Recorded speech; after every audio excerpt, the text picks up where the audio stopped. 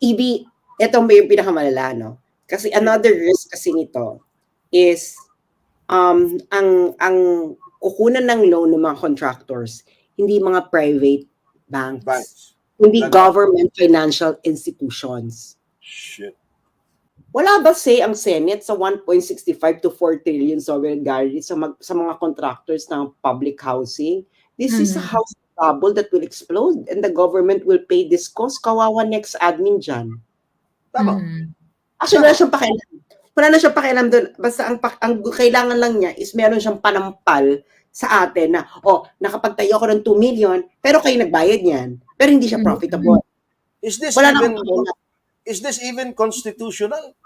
Because issuing sovereign guarantees, I think, infringes on provisions in the Constitution. There are only specific requirements for the government to issue sovereign